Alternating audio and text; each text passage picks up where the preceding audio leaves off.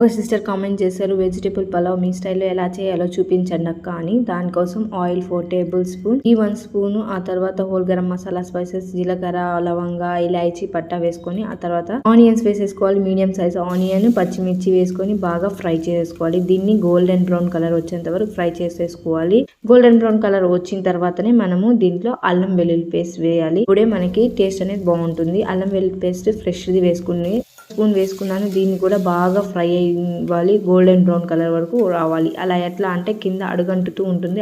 అలాంటప్పుడే మనం టమోటా వేయాలి. టమోటా వేసిన తర్వాత బాగా అడుగంటిందంతా నీట్గా వచ్చేస్తాయి. టమోటా వేయంగానే కొంచెం ఉప్పు వేసేసుకోండి. ఉప్పు వేసుకొని మెత్తగా అయిపోతాయి తొందరగా. టమోటా సాఫ్ట్గా అయిన తర్వాత కొత్తిమీర, పుదీనా, క్యారెట్, బీన్స్, ఆలు అంతా వేసేసుకోవాలి కట్ చేసుకున్నవి. ఈ క్వాంటిటీ ఎలా తీసుకోవాలంటే మొత్తము నేను రైస్ 1.5 కప్ తీసుకున్నాను కాబట్టి అన్ని హాఫ్ కప్పున 3 వెజిటేబుల్స్ 3 హాఫ్ కప్ 1.5 కప్ తీసుకున్నాను. ఇది మొత్తం బాగా కలిపేసుకోవాలి. కలుపుకొని పచ్చివాసన పోయిన తర్వాత ఇందులో పెరుగు వేసుకోవాలి. 3 టేబుల్ స్పూన్ పెరుగు వేసుకొని దీన్ని కూడా బాగా కలిపేసుకోవాలి. చూడండి, ఈ విధంగా బాగా కలుపుకున్న తర్వాత ఇందులో ఇప్పుడు హాఫ్ స్పూన్ కారం వేసుకుంటున్నాను. హాఫ్ స్పూన్ కారం వేసుకొని దీన్ని కూడా మంచిగా కలిపేసుకొని ఒక 1 మినిట్ ఒక విజిల్ అయినా పెట్టేసుకోండి. తొందరగా నాకు క్యారేజ్ కావాలి కాబట్టి 1 విజిల్ పెట్టేసుకొని, లేకపోతే అలానే అయినా మగ్గించుకోండి. ఇప్పుడు హాఫ్ వరకు 50% మగ్గితే చాలు మనకి. మగ్గిపోయిన తర్వాత నేను 1.5 కప్పు రైస్ తీసుకున్నాను కాబట్టి 3 కప్స్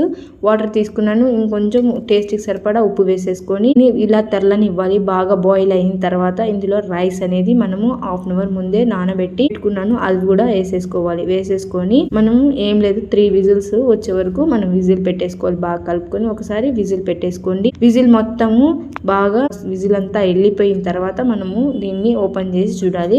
ఇలా ఓపెన్ చేసి చూసిన తర్వాత మన వెజిటేబుల్ పలావ్ అయితే రెడీ అయిపోతుంది. చాలా అంటే చాలా టేస్ట్ ఉంటుంది. ఈ వీడియో నచ్చితే, మీకు ఈ రెసిపీ నచ్చిందా, ట్రై చేసిన వాళ్ళు ఎలా ఉందో కామెంట్ చేయండి.